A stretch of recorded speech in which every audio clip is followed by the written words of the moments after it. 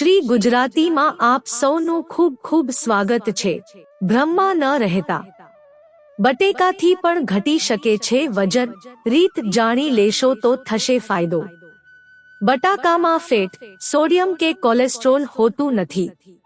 Vitamin B6, fibre, magnesium અને એન્ટીઓક્સિડન્ટ્સની સારી માત્રા હોય છે।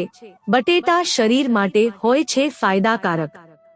બટેટા શાકનો રાજા।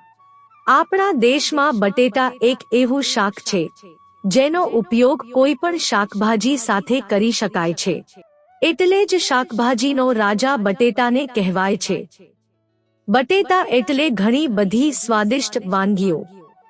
પછી ભલે તે આલુ ટિક્કી જેવો દેશી સ્વાદ હોય કે પછી આલુ ટિક્કી બર્ગરનો વિદેશી સ્વાદ હોય, બટેટા દરેક ખાદ્ય પદાર્થોમાં તડકા લગાવવાનું કામ કરે છે।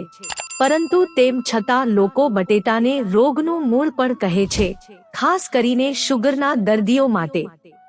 હેલ્થલાઇન મુજબ બટેટામાં પોટેશિયમ પૂરતા પ્રમાણમાં મળી આવે છે। આ સિવાય તેમાં ફાઇબર પણ હોય છે, તેનાથી બ્લડ પ્રેશર કંટ્રોલમાં રહે છે। બટેટાનું સેવન પાચન માટે પણ ફાયદાકારક છે। તે કોલેસ્ટ્રોલનું સ્તર પણ ઘટાડે છે। બટેટામાં vitamin A, C, B complex અને કાર્બોહાઈડ્રેટ હોય છે। તે હાઇપોગ્લાયસેમિક ઇન્ડેક્સ ઘટાડે છે।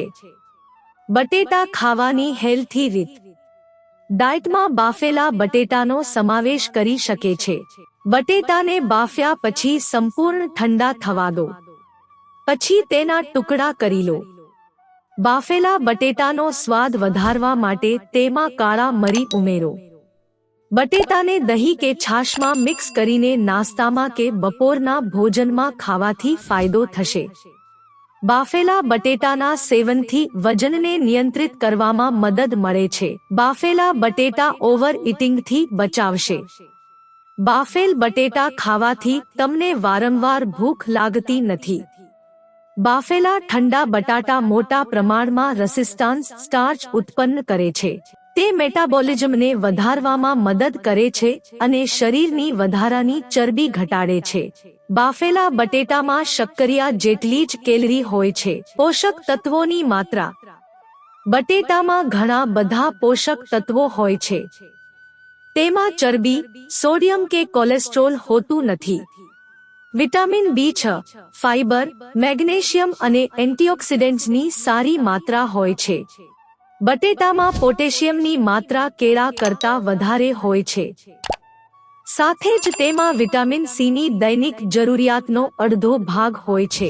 બટેટા ફ્રી રેડિકલ્સ સામે લડે છે, જે હૃદયરોગ, ડાયાબિટીસ અને કેન્સર જેવા રોગોનું જોખમ ઘટાડે છે। બટેટાને હંમેશા છાલ સાથે રાંધો। છાલ સાથે રાંધેલ બટેટામાં સારી માત્રામાં પોષક તત્વો હોય છે। તેને ખાવા તમારા માટે ફાયદાકારક રહેશે।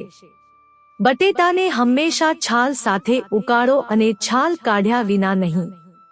જો તમે બટેટાને છોલીને ઉકાળો છો તો તે બટેટામાં વિટામિન C અને B જેવા પોષક તત્વોને ઘટાડે છે। બટાકાને બાફવા માટે ઓછા પાણીનો ઉપયોગ કરો। આ વસ્તુઓ સાથે ખાવાનું ટાળો।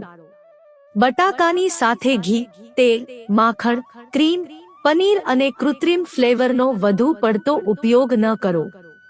બટાટા રાંધવા માટે ઓલિવ તેલ જેવા તંદુરસ્ત તેલનો ઉપયોગ કરો। મિત્રો, જો તમને વિડિયો પસંદ આવ્યો હોય તો લાઈક કરો, શેર કરો અને અમારી ચેનલને સબસ્ક્રાઇબ કરશો જેથી તમને આવા નવા વિડિયોની નોટિફિકેશન મળતી રહે અને તમારો જીવન સુખી અને સરળ બની જશે। વિડિયો જોવા બદલ તમારો ખૂબ ખૂબ આભાર।